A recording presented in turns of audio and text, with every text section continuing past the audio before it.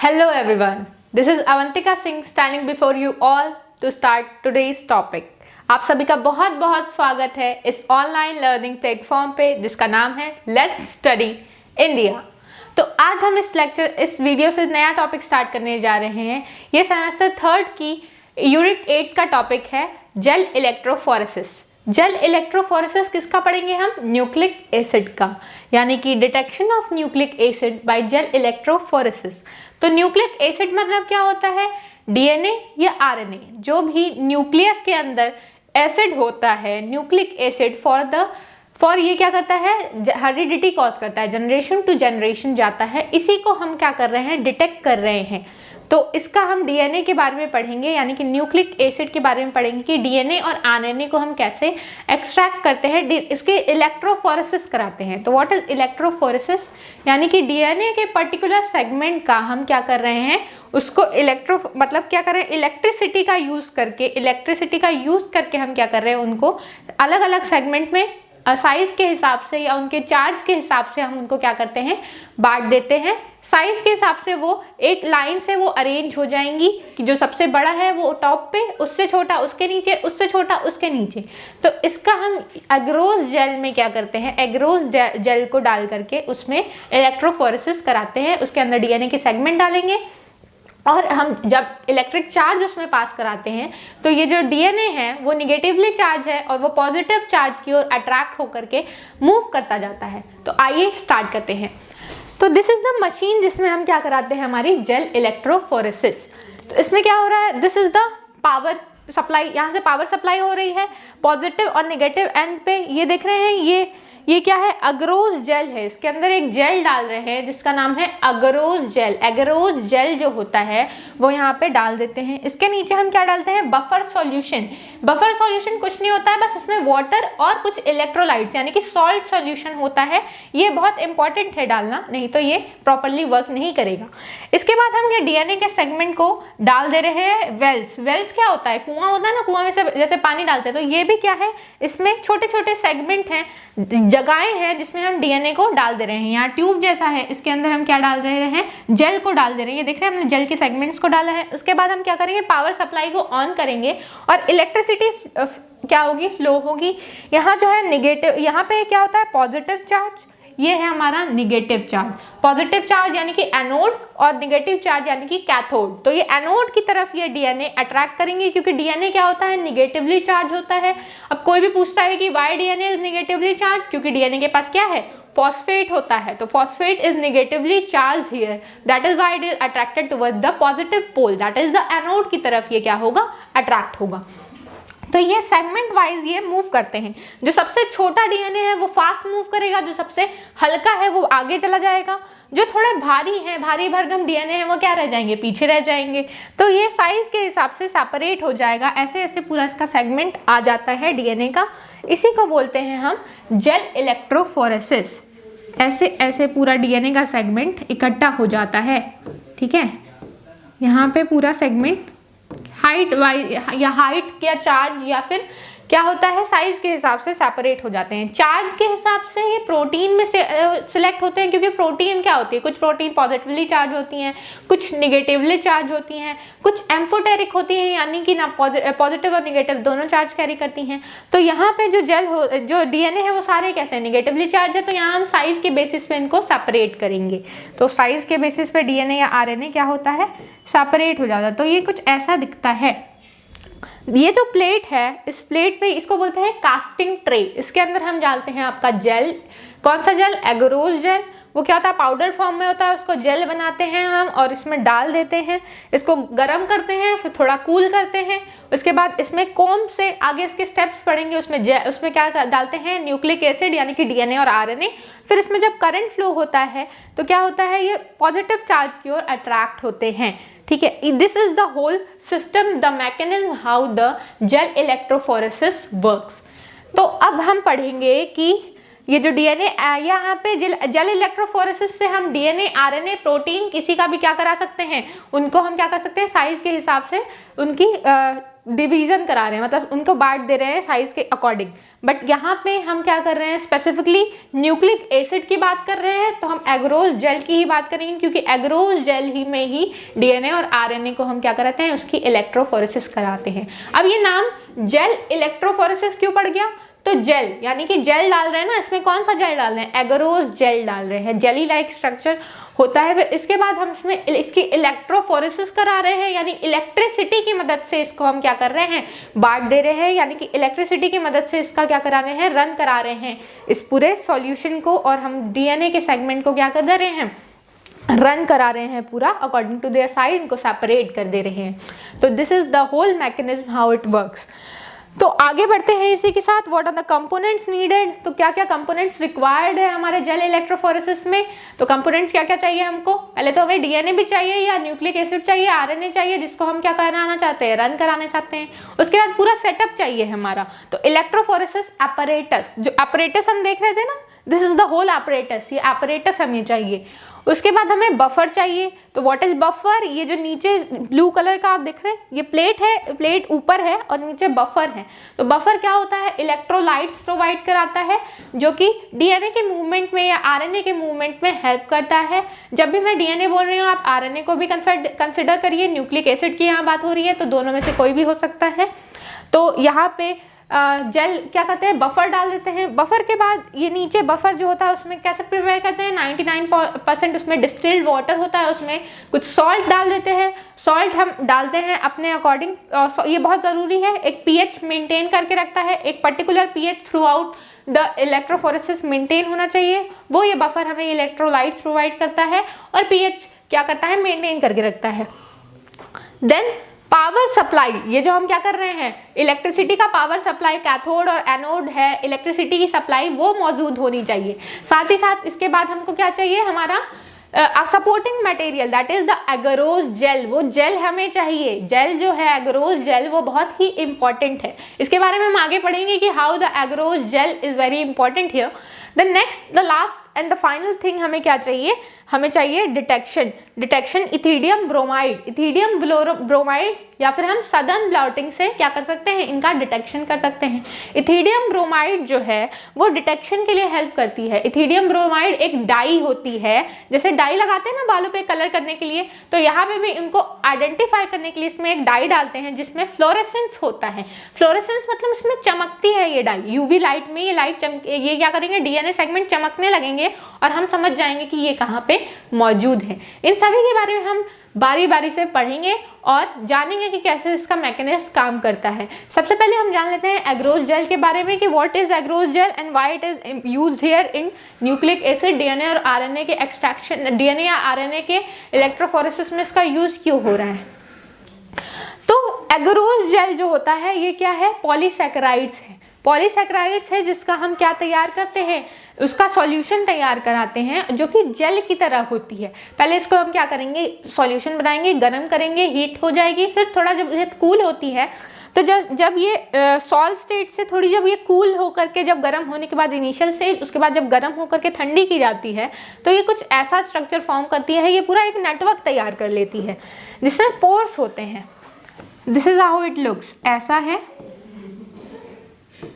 तो ऐसे कई बॉक्स ये तैयार हो जाएंगे, ऐसे कई पोर्स जो हैं इसके तैयार हो जाएंगे और ऐसे ऊपर नीचे हर जगह ये पोर्स जो हैं रहते हैं, जिसमें क्या होता है डीएनए जिसके थ्रू ये पास करता है, डीएनए इस होल्स के थ्रू पास करेगा, पोर्स के थ्रू। तो जो छोटे हैं डीएनए के सेगमेंट वो तो इसके थ्रू आसानी से पास कर जाएंगे और आगे बढ़ जाएंगे, लेकिन जो बल्की हैं, जो भारी हैं, जिनकी साइज बड़ी है, वो डीएनए मटेरियल इसके आर पार आसानी से नहीं पास करते हैं और वो टाइम लेते हैं, तो वो पीछे रह जाते हैं उन पोर्स के में अटक करके। तो that is why the agarose gel is very necessary here, क्योंकि यहाँ पे पोर का फॉर्मेशन ये कर रहे हैं जो कि यहाँ पे क्या कर रहा है, डीएनए के मूवमेंट में या आरएनए के मूवमेंट में हेल्प कर रहा है। ये ऐसा कुछ स्ट्रक्चर जो है बना रहे हैं, ठीक है। तो ये क्या होता है, इसी पोर्स से ये निकल के ये जो पूरा वीव है, ये क्या होता है, वीव से निकल करके जाते हैं सीव। तो हम जेल इलेक्ट्रोफोरेसिस को शीविंग का मेथड भी बोलते हैं, छन्नी, जैसे छन्नी में से छन के ये डीएनए जाते हैं ना, तो सीविंग कर रहे हैं यहाँ पे, यहाँ से छन करके डीएनए आगे बढ़ते हैं। जो छोटे हैं वो तो निकल जाते हैं, जो बड़े हैं वो पीछे ही रह जाते हैं। इसी के अकॉर्डिंग हम क्या करते हैं, इनको अलग अलग सेगमेंट में बांट लेते हैं और आइडेंटिफाई कर लेते हैं कि कौन सा डीएनए सेगमेंट कहाँ पे है। तो एग्रोज जेल को पहले हीट करते हैं, देन कूल करते हैं, ये जेलेटिन फॉर्म में आ जाता है। थोड़ा क्या होता है, जेल की तरह दिखता है, थोड़ा सॉलिडिफाई हो जाता है। तो कुछ जेल जैसे कि पॉलीएक्रिलामाइड भी यूज होता है एग्रोज जेल की जगह, बट पॉलीएक्रिलामाइड हम डीएनए या आरएनए के में नहीं यूज करते हैं। पॉलीएक्रिलामाइड का हम यूज कहाँ करते हैं, फॉर प्रोटीन एक्सट्रैक्शन। जब प्रोटीन में जेल इलेक्ट्रोफोरेसिस करते हैं तो उसको बोलते हैं पेज, PAGE, यानी पॉलीएक्रिलामाइड जेल इलेक्ट्रोफोरेसिस। वहाँ पे हम यूज करते हैं पॉलीएक्रिलामाइड का। बट अगर हम न्यूक्लिक एसिड की बात कर रहे हैं जो कि आपके सिलेबस में है, वहाँ पे किसका यूज होता है, एगरोज जेल का। एगरोज जेल, अब आप क्या करेंगे, जब अगर इसका क्या करते हैं, प्रैक्टिकल कराया जाता है आपके स्कूल में, तो आप देखेंगे इसमें कैसे एगरोज जेल को प्रिपेयर कराते हैं। तो मैंने तो बता दिया कि हीट कराएंगे, फिर पहले क्या करते हैं, एक पाउडर होता है, उसको क्या करते हैं, मिक्स करते हैं, फिर उसको लिक्विड फॉर्म में ले आते हैं पानी में डाल करके, और फिर क्या करते हैं, उसको बहुत ज़्यादा हीट करेंगे, फिर कूल कराएंगे, तो वो जेल लाइक स्ट्रक्चर देता है, जिसके अंदर हम पूरा सॉल्यूशन रन कराते हैं डीएनए को डाल के। Then further what are the steps, how the whole mechanism of gel electrophoresis works, how the steps are going to be followed। तो पहले क्या करते हैं, सबसे पहला स्टेप हम क्या करते हैं, कास्टिंग ट्रे ले लेते हैं। स्टार्टिंग में हमने देखा था कि कास्टिंग ट्रे कहाँ था, तो ये नीचे बफर सॉल्यूशन था, इसके ऊपर एक छोटी सी ट्रे होती है, छोटी सी ट्रे होती है जो कि ऐसी दिखती है। ये दिस इज द ट्रे, ये है हमारी ट्रे ऊपर। ये ट्रे को हम ले लेते हैं और इस ट्रे में हम क्या डालते हैं, हमारा एगरोज जेल। तो वो फर्स्ट स्टेप की हम क्या कर रहे हैं, कास्टिंग ट्रे ले लेते हैं जो कि ग्लास की होती है, ग्लास की ट्रे होती है, इसके ऊपर जो ट्रांसपेरेंट भी होती है, इसके ऊपर हम डालते हैं हमारा एगरोज जेल। तो हम ये क्या कर रहे हैं कि दोनों साइड से इसको टेप को, ये दोनों साइड से खुला होता है, इसका हमने क्या कर दिया, टेप लगा दिया दोनों साइड। फिर हम क्या कर रहे हैं, इसके अंदर हम पोर कर रहे हैं एगरोज जेल का सॉल्यूशन। एगरोज जेल का सॉल्यूशन जब इसमें पोर करते हैं, फिर द नेक्स्ट स्टेप हम इसको क्या करते हैं, कोम्बिंग करते हैं। जैसे आप बालों में कंघी करते हैं ना, वैसे यहाँ पे भी कर रहे हैं, बट यहाँ पे थोड़ा सा डिफरेंस ये है कि वो जो कंघी है वो दिखती तो ऐसे है, this is the comb. Comb कैसा दिख रहा है, ऐसा होता है, ठीक है। इसको हम क्या करते हैं, ये जेल लाइक स्ट्रक्चर जो होता है थोड़ा सा सॉलिडिफाई हो जाता है जब, तो इसमें हम एक कोम को उठा के इसको डालते हैं, तो इस जेल में ये क्या करता है, वेल्स तैयार कर देता है, गड्ढे तैयार कर देता है। जो ये जेल में ये पोर्शन जो जाएंगे वो क्या करेगा, गड्ढे तैयार कर देगा ना, तो यहाँ पे वेल्स तैयार हो जाएंगे, खाली जगहें हो जाएंगी। और इस कोम को एक बार डाल करके और हमको निकाल लेना होता है। अब जितना हमारी आरएनए या डीएनए की क्वांटिटी है उसके हिसाब से हम वेल्स बनाएंगे। ये कोम बड़ी भी आती है ज़्यादा, जिसमें ऐसे ढांचे बने होते हैं, ठीक है, और छोटी भी होती हैं, 2 सेगमेंट 3 सेगमेंट की भी होती हैं। तो अकॉर्डिंग टू द नीड हम उतने वेल्स बना लेते हैं। फिर ये जैसे ही इसमें एग्रोज जेल में गड्ढे हो गए, यानी कि कोम से हमने जब इसको बोलते हैं कोम, तो कोम से जब हमने क्या कर लिया, इसमें गड्ढे बना लिए, वेल्स बना लिए, तो अब इस वेल्स में हम डालते हैं डीएनए या आरएनए, हमारा न्यूक्लिक एसिड। इस न्यूक्लिक एसिड को हम क्या कराते हैं, ऐसा तो नहीं है कि हमारे डीएनए को एक्सट्रैक्ट कर लिया और डाल दिया, ऐसा नहीं करते। जो भी हमें रिक्वायर्ड डीएनए चाहिए उसको हम क्या कराते हैं, उसको एंडोन्यूक्लियस रेस्ट्रिक्शन एंजाइम से क्या करते हैं, क्लीव कराते हैं। पर्टिकुलर डीएनए सेगमेंट को हम लेंगे और वो क्या कराएंगे, उसमें से मान लीजिए ये आपका डीएनए सेगमेंट था, डीएनए सेगमेंट को पहले तो क्या कराएंगे, डीनेचर, यानी कि एक स्ट्रैंड बना लेंगे उससे। और आरएनए तो सिंगल स्ट्रैंडेड होता ही है, तो डीएनए आरएनए की सेगमेंट ले लेते हैं। इसमें क्या कराएंगे, अब इसमें से हमको ये पूरा सेगमेंट नहीं चाहिए, मान लीजिए इतना बड़ा सेगमेंट है वो हमको नहीं चाहिए, इसमें से बस हमको ये रिक्वायर्ड डीएनए इतना ही चाहिए। तो इसको हम क्या कराएंगे, इस एरिया से डीएनए आरएनए को रेस्ट्रिक्शन एंडोन्यूक्लियस एंजाइम से कट कराते हैं। For RNA it is restriction ribo endonuclease enzyme, ठीक है, एंडो राइबोन्यूक्लियस से हम कट कराते हैं फॉर द आरएनए। तो इस एंडोन्यूक्लियस क्या करती है, साइट स्पेसिफिक आरएनए या डीएनए को बीचों बीच से काटती हैं, और ये साइट स्पेसिफिक होती है कि जो सेगमेंट हमको चाहिए वही जगह से वो काट के देंगी आपको। तो इतना सेगमेंट ऑफ डीएनए हमने निकाल लिया। फिर इस डीएनए के सेगमेंट को हम क्या करते हैं, माइक्रोपीपेट के थ्रू इस वेल्स में, जो वेल्स हमने गड्ढे जैसे बना लिए थे उसमें डाल देंगे। This is the micropipette. Micropipette तो छोटा सा पीपेट है, इसके में हम क्या करते हैं, हमारे डीएनए को लोड कर देंगे, जैसे इंजेक्शन में नहीं ऐसे भर लेते हैं, तो इसमें भर दिया। अब इसको जैसे ही यहाँ से प्रेस करेंगे, इसमें ये लोड हो जाएगा। ये जो गड्ढे बना लिए थे हमने, इसमें हमने क्या कर दिया, डीएनए या आरएनए को डाल दिया। जब वेल्स में डीएनए या आरएनए के सेगमेंट लोड हो गए तो फिर क्या होगा, ये तैयार हो जाएगा हमारा फॉर द फर्दर प्रोसेस। ठीक है, तो ये हमने लोड कर दिया इसको माइक्रोपीपेट के थ्रू। फिर हमने क्या कराया, इसकी रनिंग कराई। मैंने बताया था कि डीएनए कैसा होता है, फॉस्फेट बैकबोन का होता है, तो ये क्या है, निगेटिवली चार्ज है, तो ये मूव कहाँ करेगा, अपोजिट चार्ज यानी कि पॉजिटिव एंड। यानी कि पॉजिटिव एंड किसको बोलेंगे, एनोड। ठीक है, कैटायन, एनायन, कैथोड, एनोड में कंफ्यूज नहीं होना है। ठीक है, कैथोड और एनोड जो होता है वो क्या होता है, दैट इज अपोजिट। ठीक है, द कैथोड, बेसिक डिफरेंस है, कंफ्यूज हो जाते हैं आप लोग, इसलिए मैं ये बता दे रही हूँ कि एनोड मतलब क्या होगा और कैथोड मतलब क्या होगा, कैटायन क्या होता है और एनायन क्या होता है। कैथोड मतलब क्या है, the cathode is negatively charge. ठीक है, anode is positively charge. The ion which is negatively charged is known as negative ion, and the ion which is positively charged are known as positive ions. तो ऐसे charge जो positive charge होंगे इनके, उनको बोलते हैं कैटायन। ठीक है, जैसे कि Na+, Mg++ और Cl- वो हो गया एनायन।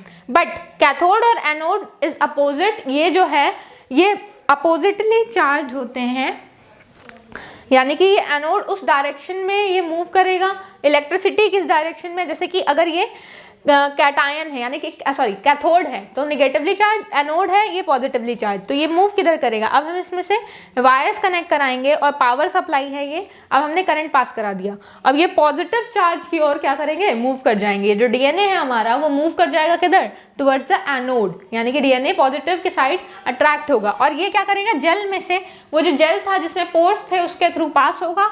जो छोटे डीएनए हैं वो आगे आ जाएंगे, जल्दी पहुंच जाएंगे, और जो बड़े डीएनए हैं वो पीछे रह जाएंगे। और हम क्या करते हैं, इसमें जो डाई डालते हैं, स्टार्टिंग में जो हमने डाई पढ़ी थी, जो डाई हम डाल रहे थे, ये इथिडियम ब्रोमाइड जो डाई हम डाल रहे थे, वो जो डाई है वो क्या कर रही है, फ्लोरेसेंस का काम कर रही है।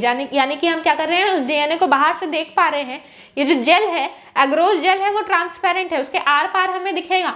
जैसे ही जो जेल है, जो हमारा ये इथिडियम ब्रोमाइड है, इसको कलर दे देगा तो हम बाहर से देख पाएंगे कि ये डाई का जो है, ये डाई यहाँ तक पहुँच गई है। देख रहे हैं, ट्रांसपेरेंट जेल है, उसमें से डीएनए हमें दिख रहा है बाहर से, तो ये यहाँ तक पहुँच गई है। तो हम तुरंत क्या करेंगे, पावर सप्लाई को कट ऑफ कर देंगे, पावर सप्लाई बंद कर देंगे। यानी कि अगर हम क्या करें, ज़्यादा देर तक भी इसको चला देंगे, ये जो डीएनए है वो हमारा बफर सॉल्यूशन में उतर आएगा। फिर क्या फ़ायदा होगा, जब डीएनए निकल गया, सारा का सारा बह गया, तो फिर क्या फ़ायदा। तो पहले ही जैसे ही ये 1 इंच पहले ही इसको हम क्या करते हैं, रोक देते हैं, बंद कर देते हैं पावर सप्लाई को, और डीएनए हमारा क्या हो गया, बट गया अकॉर्डिंग टू द साइज और आरएनए। ठीक है, इसके बाद क्या होता है, जब ये पूरा स्टेप हो गया, द लास्ट स्टेप इज, हम इसको क्या कराएंगे, या तो सदर्न ब्लॉटिंग की मदद से हम क्या कर रहे हैं, वो that is a whole different topic. Southern blotting, इसमें क्या करते हैं, इसको हम एक नाइलॉन पेपर के पे क्या या नाइट्रोसेलुलोज पेपर पे इसको डाल करके और क्या करते हैं, स्टडी करते हैं। बट अगर हम यहाँ इथिडियम ब्रोमाइड की बात कर रहे हैं, तो इथिडियम ब्रोमाइड जो डाई है, इसको फ्लोरेसेंस देती है, मतलब ये चमकता है। तो यानी कि जब हम इस पर यूवी लाइट डालते हैं, यूवी लाइट डालेंगे तो क्या होगा, देखने को मिलेगा कि ये चमकेंगे, फ्लोरेसेंस एग्जिबिट करेंगे, वो लाइट इसमें इमिट करेंगे और ये हमको देखने को मिलते हैं। ठीक है, तो कैसे हम देखते हैं, तो ऐसे दिखते हैं। This is the original picture, ऐसा दिखता है। ये देख रहे हैं कैसे फ्लोरेसेंस दे रहा है, चमक रहा है यूवी लाइट के प्रेजेंस में। तो जब इसको हम यूवी लाइट के प्रेजेंस में देखेंगे तो हम देखते हैं कि ऐसा हमारा सेगमेंट आता है। अब हम देख रहे होंगे कि स्टार्टिंग में इस साइड क्या है, द लैडर। ये पहले से, इसको बोलते हैं लैडर सीक्वेंस, ये पहले से हमें नोन सीक्वेंस है, ये हमको पता है। ठीक है, ये पहले से दिया होता है, ये प्रेजेंट है। अगर 250 बेस पेयर का है और ये अकॉर्डिंग टू साइज बताए, जो सबसे छोटा होगा 250 बेस पेयर न्यूक्लियोटाइड सीक्वेंस का डीएनए, छोटा डीएनए वो नीचे आ जाएगा, उससे बड़ा डीएनए ऊपर 50 बेस पेयर का, उससे बड़ा डीएनए ऊपर 750 बेस पेयर का, ऐसे अकॉर्डिंग टू देयर साइज ये बटे हुए हैं। अब हमारा ये जो बाकी सेगमेंट है, ये हमने क्या किया है, हमने ये एक्सट्रैक्ट किया है, इसको हमने सेपरेट किया है। अब इसकी स्टडी करेंगे हम, इसको नोन सीक्वेंस से कंपेयर करके। कैसे स्टडी करते हैं, जैसे कि ये डीएनए सेगमेंट आपका आया है, तो ये जो सेगमेंट है यहाँ आया है, यानी कि ये कितने का होगा, 500 बेस पेयर का होगा। ये भी कितना है, 500 बेस पेयर इसमें सीक्वेंसिंग होगी अगर ये आ गया है तो। क्यों? क्योंकि हाँ, ये जो नॉन सीक्वेंस था, जब इतना बड़ा सेगमेंट इस रीजन में आएगा, इसका मतलब ये क्या है, 500 बेस पेयर लॉन्ग सीक्वेंस है। देन ये सेगमेंट है, यानी 2500 से 2000 के बीच ये इनकी साइज है। और ये यहाँ पे देख रहे हैं ज़्यादा डीएनए का कलेक्शन हो गया है। यहाँ पे इतना ज़्यादा डीएनए का कलेक्शन होने का मतलब है कि ज़्यादातर डीएनए इसी साइज़ के रहे होंगे। 2500 से 2000 के बीच के साइज़ के या 2300 के साइज़ के बीच के रहे होंगे, इसलिए यहीं पे ये कलेक्ट हो गए हैं ज़्यादातर डीएनए। देन यहाँ पे आपको देखने को मिल रहा है 3000 बेस पेयर पे, यहाँ पे भी बहुत सारे डीएनए न्यूक्लियोटाइड सीक्वेंस कलेक्ट हो गए हैं जो कि इतने साइज़ की रही होंगी। फिर यहाँ पे एक सेगमेंट है, यानी कि 4000 से 3000 के बीच का है, यानी कि 35000 का बेस पेयर सीक्वेंस ये रखता होगा। फिर यहाँ पे आपको डीएनए सेगमेंट दिख रहा है, यानी कि 10000 से ऊपर का सेगमेंट है, इससे ज़्यादा बेस पेयर लॉन्ग सीक्वेंस है, इसका मतलब 10000 से भी ज़्यादा बेस पेयर लॉन्ग सेगमेंट है। तो ये वेल्स थे, इसके अंदर हमने डीएनए आरएनए को लोड किया था। इसके बाद ये रन कर गए, एनोड की तरफ मूव कर गए, क्योंकि ये निगेटिवली चार्ज थे तो पॉजिटिव चार्ज की तरफ अट्रैक्ट हो गए, और ये ऐसे मूव कर गए तो अकॉर्डिंग टू देयर साइज ये क्या हो गए, बट गए। तो जो छोटी बेस पेयर की थी वो यहाँ आ गई, और जो बड़े बेस पेयर के थे, यानी 10,000 प्लस है ये, तो इसका मतलब क्या हो गया, ये ऊपर रह जाएगा। तो ऐसा कुछ ये डीएनए सेगमेंट हमको दिखता है। ये नॉन सीक्वेंस है जिसको हम लैडर बोलते हैं। इससे हम क्या करते हैं, इनको मैच करके टैली करके हम आइडेंटिफाई कर लेते हैं कि क्या बेस पेयर सीक्वेंसेस रहे होंगे। Then what are the need? What are the advantages of using this gel electrophoresis technique? What are the disadvantages and what are the applications of these gel electrophoresis? कर क्यों रहे हैं हम? तो कर इसलिए रहे हैं क्योंकि हमको डीएनए सीक्वेंस जो था उसकी रीडिंग करनी थी, हमको पता करना था कि कितने बेस पेयर का है। अगर डीएनए फिंगर प्रिंटिंग करनी होती है, जब क्या करना पड़ता है, आइडेंटिफाई करना पड़ता है किसी को भी कि क्या इसी ने चोरी की थी या फिर उस जहाँ पे एक्सीडेंट हुआ है वहाँ पे मौजूद थे कि नहीं ये पर्सन, तो उनका डीएनए हम लेते हैं और टेस्ट करते हैं। या फादर या मदर की से बच्चे का हम क्या कराते हैं, डीएनए बनाते हैं और उसका बेस पेयरिंग करके मैच कराते हैं कि फादर और मदर जैसा ही इसका भी वो आ रहा है कि नहीं, मतलब इसका भी जो है कॉपीज तैयार हो रही कि नहीं। सेम जगह पे अगर प्लेसमेंट होती है सारी बेस पेयरिंग की, तो इसका मतलब ये उन्हीं का बच्चा है। वो that is a whole new concept. हम उसको फिंगर प्रिंटिंग में, डीएनए फिंगर प्रिंटिंग में डील करेंगे कि कैसे हम इसको आइडेंटिफाई करते हैं। तो इसका what are the advantages of using this?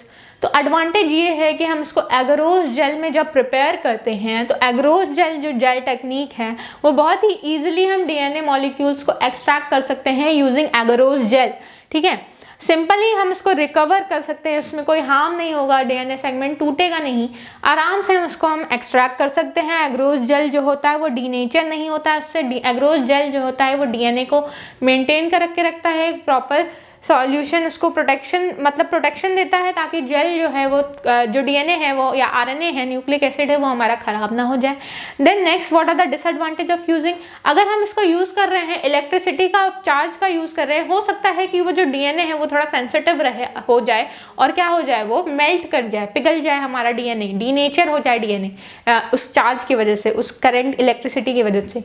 तो दैट कैन बी पॉसिबल। तो these are the disadvantages of using a gel electrophoresis. वो डीएनए या आरएनए जो हमें चाहिए, जिसका हमको क्या करना है, सेपरेट करना है according to the base pair sizes, वो डीनेचर हो जाए। तो this is the disadvantage. Then how will I use this? What are the uses of gel electrophoresis? How can I use this gel electrophoresis? तो मैंने अभी बताया कि हम फॉरेंसिक साइंस में इसका यूज करते हैं कि क्रिमिनल पॉइंट पे वो पर्सन मौजूद था कि नहीं, क्या ये उन्हीं पर्सन का बच्चा है कि नहीं, इन सब चीज़ों के लिए हम फॉरेंसिक साइंस में इसका यूज़ करते हैं। डीएनए फिंगर प्रिंटिंग में इसका यूज़ करते हैं। डीएनए फिंगर प्रिंटिंग मीन्स कि हम पता करते हैं कि क्या ये उन्हीं का डीएनए है या नहीं, मिला करके देखते हैं। जैसे कि यहाँ पे है, अगर ये दो स्टडी किया है हमने, अगर ये बिल्कुल इसकी तरह दिख रहा है, यानी कि मान लीजिए एक मदर से हमने डीएनए लिया, एक फादर से हमने डीएनए लिया, उनका डीएनए मैच कराया और एक हाइब्रिड बना लिया। जो हाइब्रिड है वो बच्चे के डीएनए से, बच्चे का भी डीएनए लेंगे और उसको रन कराएंगे, और जो हाइब्रिड हमने बनाया फादर मदर के डीएनए से उसको भी रन कराएंगे। अगर ये सेम दिख रहा है तब तो ये क्या है, एक ही पर्सन, मतलब कि वो उन्हीं का बच्चा है, क्योंकि उनका जो हाइब्रिड है वो ऐसा ही तैयार होने वाला है। तो इसका मतलब कि ये उन्हीं का बच्चा है, तो डीएनए फिंगरप्रिंटिंग में काम करता है। और मान लीजिए जो हमें मौकाए वारदात पे जो हमें डीएनए मिला है, जहाँ पे सीन हुआ है ऐसा कुछ मर्डर का, वहाँ से जो हमें डीएनए मिल रहा है, यानी किसी का ब्लड मिल गया, किसी का सीमेन मिल गया या बाल मिल गया, तो उसमें से हम डीएनए एक्सट्रैक्ट कराएंगे और उसको रन कराएंगे। अगर वो ऐसा दिखता है और हम क्या करते हैं, जिसके ऊपर शक है उसका डीएनए निकाल करके भी रन कराते हैं। अगर सेम हो गया इसका मतलब वही क्रिमिनल है या फिर वही उस पॉइंट पे मौजूद था उस समय। और अगर सेम नहीं है इसका मतलब ये उसका डीएनए नहीं था, उसका बाल नहीं था या उसका ब्लड नहीं था। ठीक है, तो इससे हम क्या कर सकते हैं, जेल इलेक्ट्रोफोरेसिस में ये यूज़ कर सकते हैं। इसी के साथ ये टॉपिक हमारा ख़त्म होता है। तो मिलते हैं नेक्स्ट लेक्चर में। टिल देन पढ़ाई करते रहिए। Thank you.